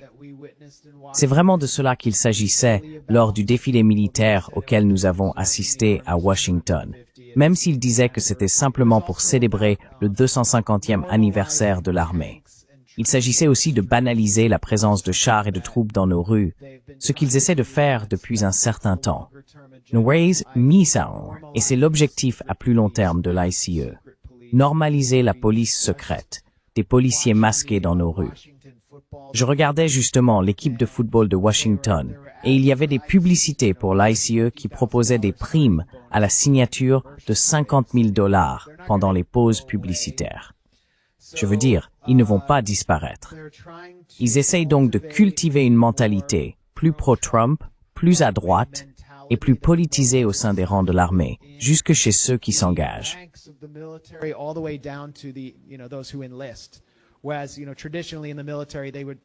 Alors que traditionnellement, dans l'armée, on vous disait même de ne pas voter. Concernant l'AIPAC, je veux dire, nous devrions simplement exiger que l'AIPAC soit enregistré comme agent étranger. Tu parles comme Marjorie Taylor Greene. Oui, exactement. Donc, il nous faut un caucus FARA, réunissant la gauche et la droite, pour les rassembler. Nous devons organiser des événements au National Press Club, en exigeant que Ro Khanna siège sur le même panel que Thomas Massie au sein du caucus FARA. Et c'est ce que nous devons faire avec l'AIPAC. Et lisez les recherches de Grant Smith sur l'AIPAC. Elles montrent vraiment comment l'organisation a été créée par Israël, par le gouvernement israélien. Ce n'est pas une organisation nationale.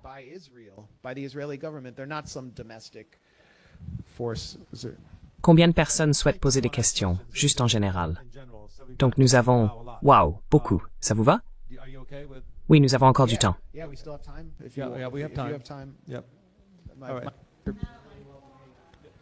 Merci beaucoup pour cette discussion. Pour revenir à l'AIPAC, l'une des choses que je voulais clarifier concerne les autres lobbies pro-israéliens. Je pense que beaucoup de gens promettront de ne pas accepter d'argent de l'AIPAC. Mais nous savons, avec l'historique de tromperie du gouvernement israélien, le gouvernement sioniste, qu'il existe d'autres moyens de faire passer de l'argent discrètement ou par d'autres lobbies. Donc, avec les élections de mi-mandat qui approchent, comment pouvons-nous établir une méthode uniforme pour que les candidats s'engagent à ne pas accepter, de quelque manière que ce soit, un quelconque engagement ou lien avec des intérêts sionistes? C'est ma première question. Et ma deuxième question est la suivante. Je suis irano-américaine, mais plus que cela, je suis militante des droits humains et anti-guerre. Je pense que la seule façon d'avancer pour nous est que les Iraniens et les Arabes s'unissent. Et cela inclut tout le monde. Comment pouvons-nous vraiment y parvenir pour tous? Parce que je pense que ce serait bénéfique pour le monde entier.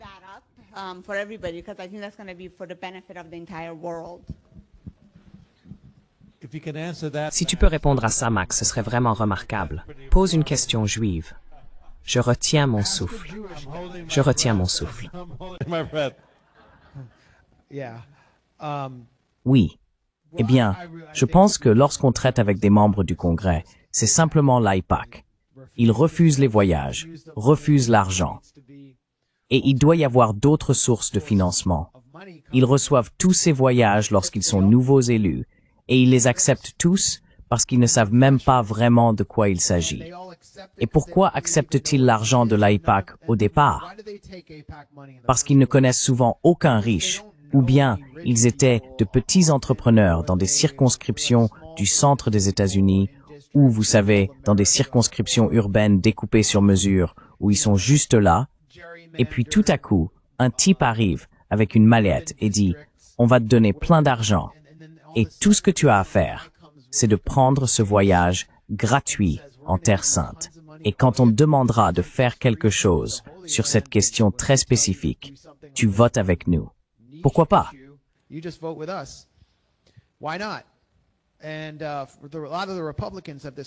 Beaucoup de républicains ont cette mentalité de sionisme chrétien. Mais les démocrates commencent à réaliser qu'ils ne peuvent pas continuer ainsi, et leurs enfants les poussent ouvertement à changer d'avis. Il y a eu un sénateur de l'État du Nouveau-Mexique qui a participé à ce voyage, et sa propre fille l'a accusé dans une vidéo virale d'avoir vendu son âme à Satan.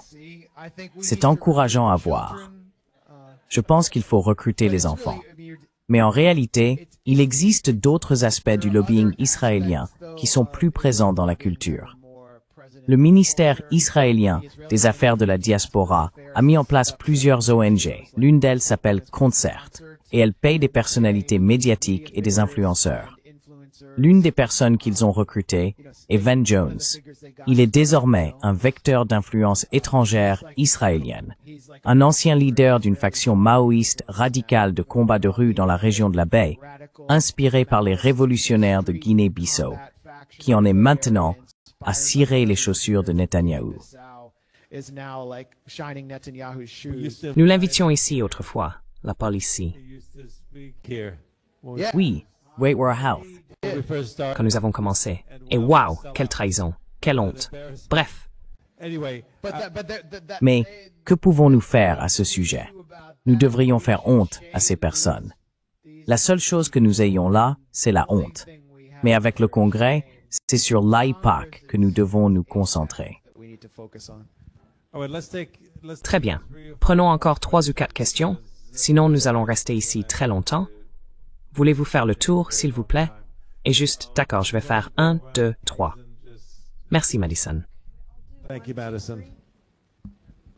Je tags Dennis. En je het streng thruti. Put the mic. Moose, das really be skorump. Okay, here we go. Let me stand. D'accord, c'est parti. Laissez-moi me lever. Y a-t-il un parti politique ou des politiciens que vous pouvez désigner en disant « ceux-là sont les bons » que vous soutenez en quelque sorte?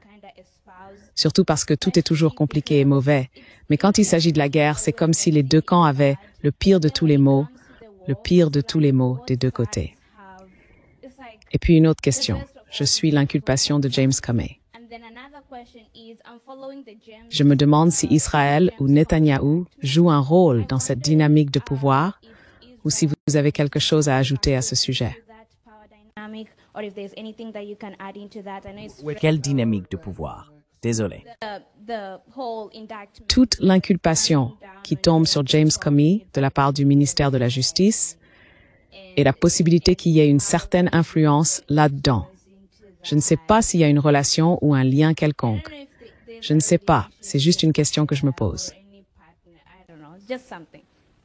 Je n'ai pas compris de quoi tu parlais, le ministère de la Justice. Ah, James Comey. Je vois, je vois. James Comey. I see.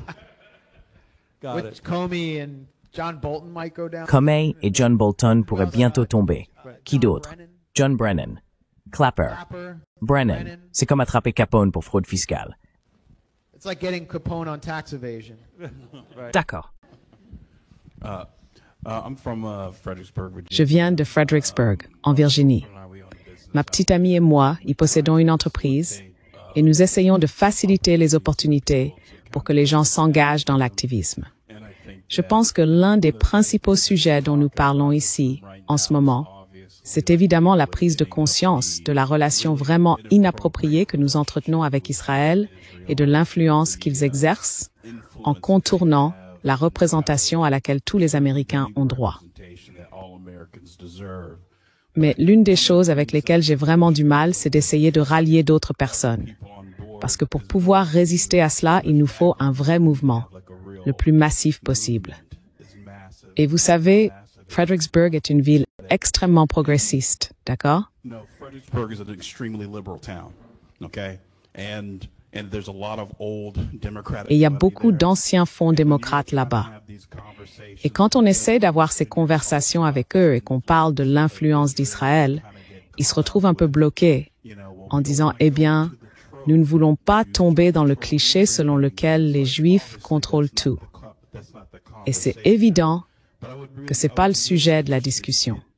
Mais j'aimerais vraiment avoir votre avis sur la façon dont les personnes qui essaient de lancer ce mouvement se heurtent à ce mur, quand les gens commencent à se sentir mal à l'aise, alors qu'on essaie de parler franchement de ce qui se passe réellement sous nos yeux. Comment pouvons-nous trouver des moyens efficaces de dépasser le cliché et de nous concentrer sur les faits de ce que nous voyons se développer devant nous? And try to focus on the facts of what we are seeing develop in front of our eyes. Did we want to take? Est-ce qu'on en prend d'autres? Oui. Prenons-en encore quelques-unes, puis nous partirons. Go. Merci. En fait, je viens du Qatar et je confirme ce que vous avez dit. Nous sommes passés maîtres dans l'art d'organiser des sommets et de publier des déclarations de condamnation. Statements of condemnations. Vous êtes vraiment citoyen qatari? I'm from Qatar, yes, I'm a Qatari. Wow. Yes. Je viens du Qatar, oui, je suis qatari. Waouh. Oui, donc je soutiens ce que vous avez dit. Je suis tout à fait d'accord. Ma question est donc la suivante. Nous avons un peu observé les révolutions qui se produisent dans le monde, que ce soit en Palestine, ici, ou encore dans des pays comme le Népal et l'Indonésie, où les gens renversent la structure du pouvoir. Au Népal, je crois qu'ils ont même élu un premier ministre via Discord. Enfin, je crois que c'était Discord, oui. Donc, quand je regarde tous ces mouvements à travers le monde, je me demande, qu'est-ce qui manque aux États-Unis dans les mouvements plus révolutionnaires ou anti-guerre pour que les politiciens en perdent le sommeil?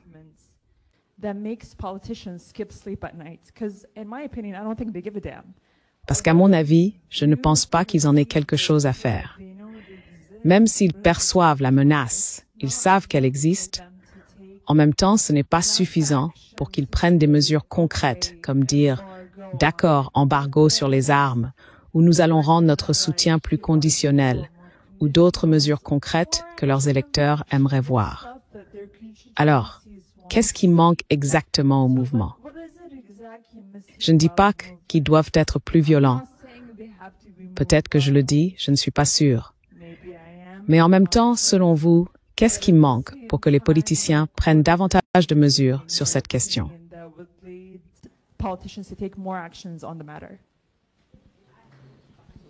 Voulez-vous en prendre quelques-uns? Oui, tu vas devoir m'aider. Sur ce qui manque aux États-Unis, ce qui ne... C'est à propos de Comey et des stéréotypes. Ah d'accord, à propos des stéréotypes, se heurter à des stéréotypes antisémites. Alors, on en a fait 3? Oui, on en a fait 3. Donc la question Comey, les clichés, et ce qui manque aux États-Unis.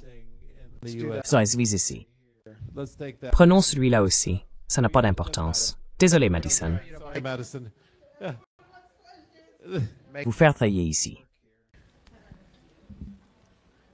Merci, Max. Je suis la deuxième personne irano-américaine ici. Elle a également parlé avec des chiites par-ci. J'ai en fait posé une question sur la dissuasion nucléaire de manière ouverte. Quoi qu'il en soit, concernant les Saoudiens, le pacte nucléaire entre l'Arabie saoudite et le Pakistan, j'ai bien peur qu'il soit davantage dirigé contre l'Iran et le Yémen, car nous savons que les Saoudiens et les Émiratis collaborent en coulisses avec les Israéliens et soutiennent le génocide en Palestine. Et les Yéménites ont menacé à plusieurs reprises les Émirats et les Saoudiens, y compris lors des attaques contre les installations pétrolières d'Aramco. Bien sûr, ils ne seront pas attaqués par les États-Unis, donc les attaques viennent du Yémen. Et vous savez, les Saoudiens envoient énormément d'argent à l'armée pakistanaise, fournissent une aide financière et bien d'autres choses encore.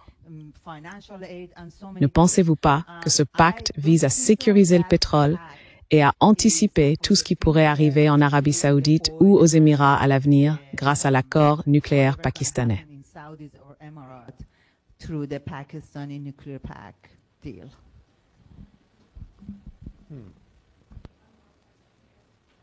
Oui, devrions-nous les prendre? Oui. Désolé, pouvez-vous résumer cela? Bien sûr, la question sur Comey. C'était quoi déjà le dernier, celui qu'Azita vient de mentionner?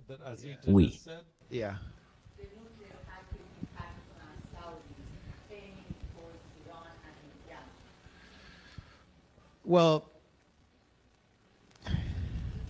Eh bien, tous ces pays qui accueillent des bases américaines, y compris le Qatar, participent à un système de raquettes de protection. Les États-Unis protègent leurs champs pétrolifères et leur monarchie contre leur propre population et contre les forces de résistance de la région. Et en échange, ils laissent les États-Unis s'installer, leur mettre une cible dans le dos et les exploiter. Et cela commence à se fissurer autour du Yémen. Comme nous le voyons, le Yémen a en réalité vaincu les États-Unis. Ansar Allah a effectivement tenu tête et vaincu les États-Unis lors d'un affrontement. Israël n'a aucun moyen de briser leur résistance. Et ce que Mohamed Al-Boukaiti, le porte-parole d'Ansar Allah, m'a dit lors de l'un de nos 3 entretiens, c'est que leur victoire exposera la supercherie de la relation entre les autres États du Golfe et les États-Unis, et révélera que ce système de protection ne les protège pas du tout, car les États-Unis et leurs chiens d'attaque israéliens viendront de toute façon s'en prendre à eux.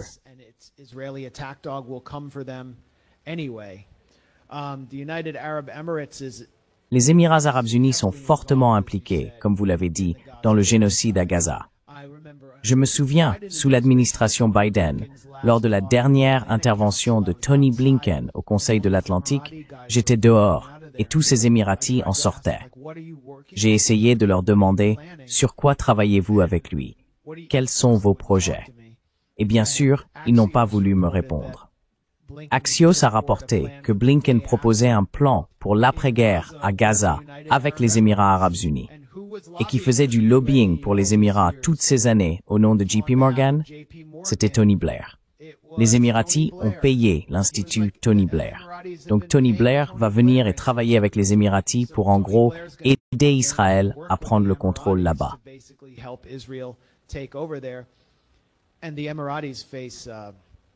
Et les Émiratis risquent d'en subir les conséquences. Donc James Comey, je ne vois aucun lien entre tout ce dont nous avons parlé et James Comey, si ce n'est que Trump se montre extrêmement vindicatif et cherche à mener une guerre juridique contre ceux qui l'ont attaqué de cette manière. Il se venge par le biais de la guerre juridique, dans ce cas, à travers le canular du Russiagate que James Comey a supervisé. Et James Comey est l'une des figures les plus sinistres de la vie américaine. Je n'ai aucune sympathie pour lui. J'adorerais voir John Brennan tomber, ainsi que toute la CIA dispersée aux quatre vents. Mais il ne tombera pas pour l'un des véritables crimes qu'il a commis.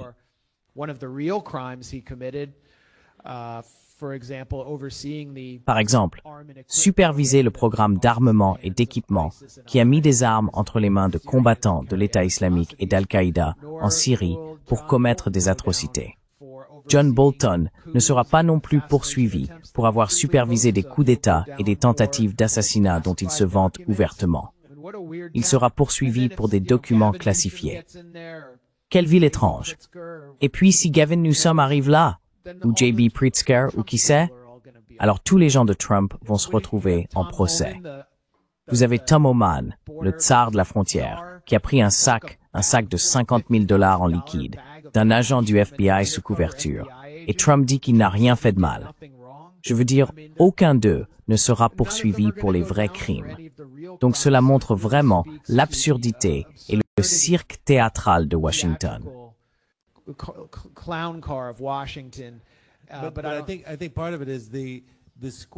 Mais je pense qu'une partie du problème vient de l'approche de la terre brûlée que Trump adopte ici. C'est une preuve supplémentaire qu'il ne prévoit pas de partir de sitôt. Non, je pense qu'il essaye d'établir une sorte de régime. Oui, absolument. Et je pense que ça m'inquiète, parce qu'il est allé tellement loin avec ces gens qu'il sait que s'ils prennent le pouvoir, ils se retourneront contre lui. Donc, il n'a aucune intention de passer le relais à qui que ce soit d'autre. C'est en tout cas l'impression que ça donne en ce moment.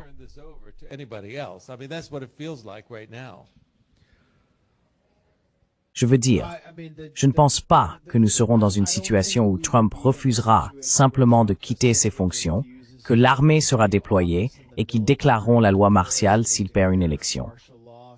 Mais ils essaieront de... Et je pense que des présidents précédents ont aussi volé des élections de notre vivant. Je pense qu'il essaiera de voler l'élection. Et le découpage électoral est une tentative en quelque sorte de voler les élections de mi-mandat. Légitimer le vol. Légitimer le vol. Ils vont donc essayer de le faire de la bonne manière, à l'américaine. Mais ils le font de façon tellement flagrante. Trump a été confronté à une guerre juridique lors de son premier mandat que je pensais fondée sur de faux prétextes. Nous l'avons dénoncé à The Grey Zone et nous avons été attaqués par de nombreuses personnes de gauche. Je me souviens que The Young Turks s'en prenait à nous. C'était comme une attaque turque tous les jours, parce que nous remettions en question le Russiagate et disions que cela préparait le terrain pour une guerre avec la Russie. Et maintenant, Trump prend sa revanche. Je pense que nous allons simplement assister à ces cycles de vengeance jusqu'à ce que le fantasme de démocratie que nous avions soit complètement broyé dans une lutte de pouvoir machiavélique.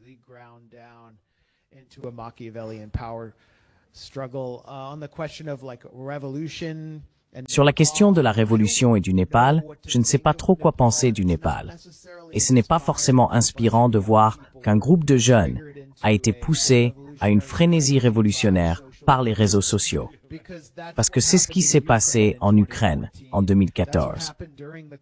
C'est ce qui s'est produit lors des révolutions de couleur. Le printemps arabe ne s'est pas vraiment bien terminé. En fait, je considère cela en partie comme une opération d'influence du Qatar avec le soutien de la CIA, qui a abouti à des régimes encore plus durs au pouvoir et à des régimes plus faibles. Donc, et ce que j'ai vu se passer ici, à partir de 2020, n'était pas vraiment révolutionnaire. J'ai soutenu le message de Black Lives Matter au début, simplement parce que, ayant grandi à Washington, je détestais la police.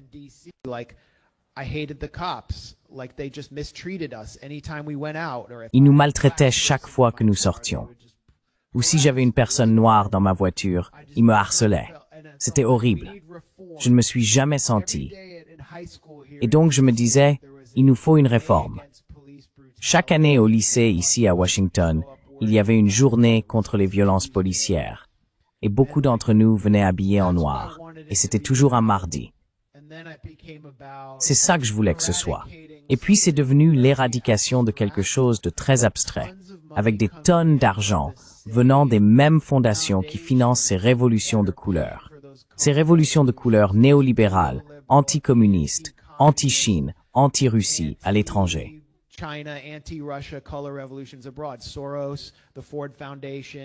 Soros, la fondation Ford, des millions et des millions de dollars. Et ensuite, ils ont payé tous les leaders pour qu'ils rentrent chez eux et deviennent des militants communautaires, pour les transformer en prochains Obama. Et j'ai vu un nihilisme total s'installer vers la fin, où des gens se contentaient de brûler des poubelles dans la rue. Je ne savais même plus pourquoi ils se battaient à la fin. Et j'ai vraiment eu l'impression que quelque chose d'espérant ou de positif avait été complètement récupéré et détourné dans une direction sombre une fois que cela avait été utile aux démocrates. Parce qu'il faut se rappeler, BLM, ils ont essayé d'en faire simplement quelque chose d'anti-Trump. Et puis du côté de Trump, c'était en gros comme dans Gangs of New York.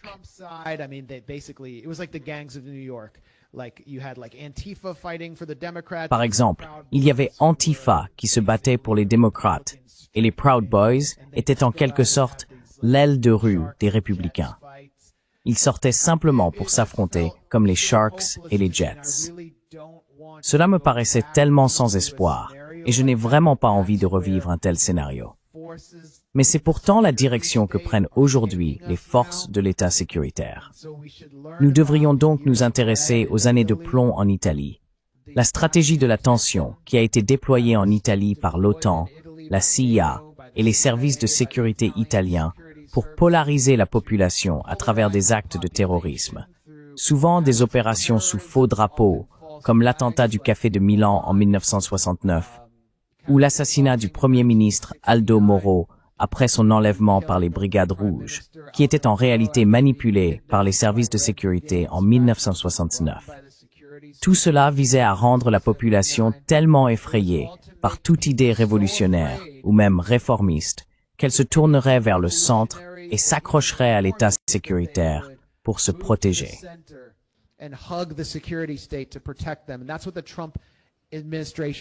Et c'est exactement ce que fait l'administration Trump en ce moment. Je me pose vraiment des questions sur toutes ces fusillades où tout le monde décide d'écrire quelque chose sur la balle qui expose précisément leur programme.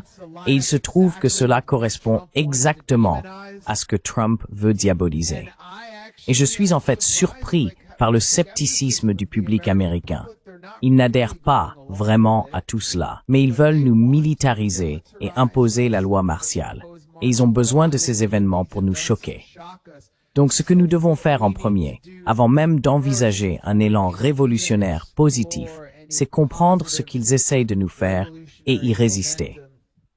Et résister, je pense, à la violence aventureuse. C'est ce qu'ils veulent, en particulier de la part de la gauche en ce moment.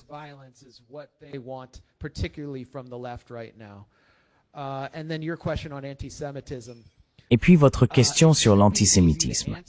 Cela devrait être facile à répondre, Mais en ce moment, il est vraiment difficile de faire face ou de contrer les attitudes anti-juives, parce que vous avez cet état psychotique qui a le drapeau avec le symbole de ma communauté religieuse en son centre, massacrant des enfants chaque jour, installant d'immenses chandeliers de Hanouka dans des quartiers détruits, envoyant des soldats avec des rouleaux de la Torah dans des maisons dévastées et diffusant tout cela sur TikTok. Ils détruisent fièrement le judaïsme. Toute la réputation du judaïsme a été anéantie. Elle a disparu.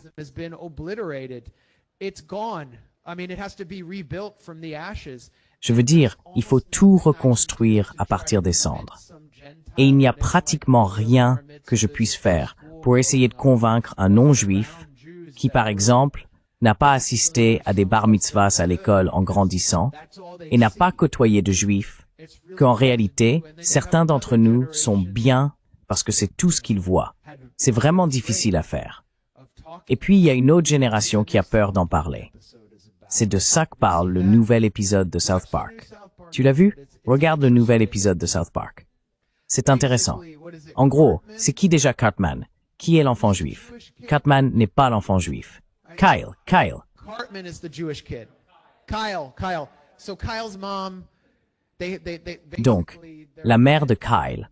En gros, il y a un pari sur Polymarket pour savoir si elle ira vraiment à Gaza et commettra un génocide parce qu'elle est juive. Et ils sont la seule famille juive de la ville. Donc maintenant, tout le monde soupçonne les juifs d'être génocidaires. Elle ne le sait pas. Et tous les enfants essayent de manipuler la situation pour la pousser à le faire. Puis elle découvre la vérité et se rend compte qu'elle est devenue un objet de suspicion. Mais ses amis, qui veulent être des gentils de la classe moyenne, avaient peur de lui avouer qu'elle la soupçonnait de vouloir tuer des Palestiniens. Alors, quand elle l'apprend, elle part à Jérusalem et tout le monde pense qu'ils vont gagner leur pari parce qu'elle va commettre un génocide. Mais au lieu de ça, elle débarque dans le bureau de Netanyahou et dit « C'est de ta faute ».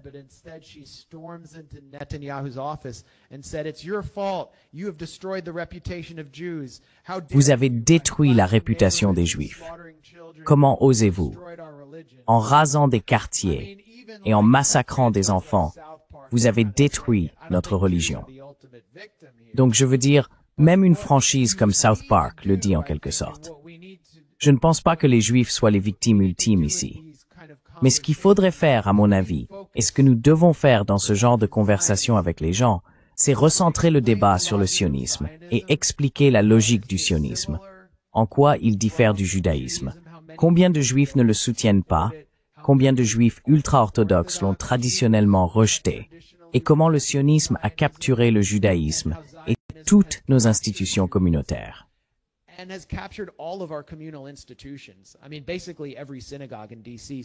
Je veux dire, pratiquement toutes les synagogues de Washington soutiennent le sionisme sous une forme ou une autre. Donc cela nous met en marge politiquement. Mais la logique du sionisme, c'est que c'est un mouvement politique fondé par Theodor Herzl, qui a proposé au pape de convertir tous les Juifs d'Europe au catholicisme. C'était sa première tentative pour sauver les Juifs d'Europe. Theodor Herzl était un athée complet. Il avait un sapin de Noël chez lui. Enfin, ma femme aime les sapins de Noël, donc peu importe. Je suis allé à la synagogue plus souvent qu'Herzl. David Ben Gurion, c'est pareil, le premier ministre. Le sionisme est comme un mouvement messianique laïque, qui est maintenant en gros satanique et a englouti le judaïsme.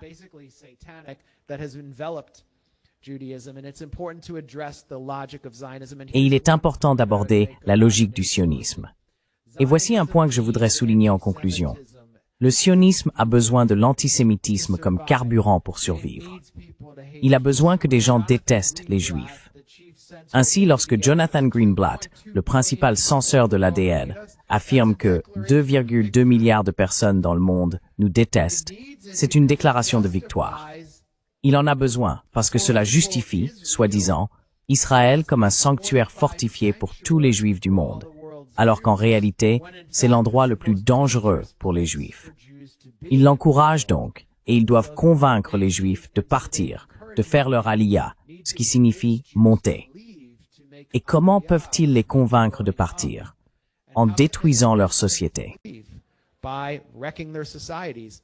That's why, do you remember at the beginning of Trump's C'est pourquoi, vous souvenez-vous, au début du premier mandat de Trump, quand il y a eu des milliers d'appels téléphoniques aux centres communautaires juifs, les menaçant d'attentats à la bombe et provoquant une panique générale. Qui a passé ces appels? C'était un jeune Israélien, et son identité a été cachée après son arrestation, et il a été discrètement poursuivi en Israël. Il passait aussi ces appels en Australie, et les services de sécurité australiens l'ont discrètement identifié et ont étouffé l'affaire.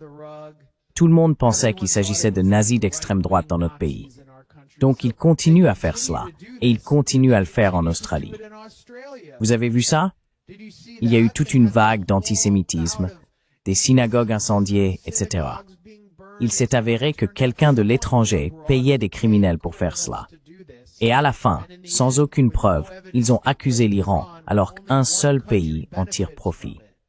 Voilà la logique du sionisme. La logique du sionisme, c'est d'anéantir le monde juif et de le forcer à se regrouper dans cette colonie fortifiée, psychotique, messianique, satanique, pour qu'il puisse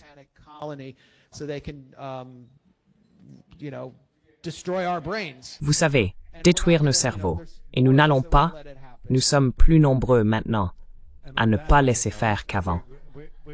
Et sur cette note positive, nous allons conclure cette conversation. Merci beaucoup, Max. Merci. Cette discussion a été enregistrée, donc elle est en ligne. Vous pouvez la retrouver sur notre chaîne YouTube, Buzzboys and Poets. Et si cela ne vous dérange pas, voulez-vous signer quelques livres? Est-ce que c'est possible? Bien sûr, si quelqu'un m'apporte une bière. Pardon? Si quelqu'un me rapporte une IPA, this will far. And une IPA. Merci Andy d'avoir organisé la semaine de la Palestine. Applaudissez Andy tout le monde. Merci.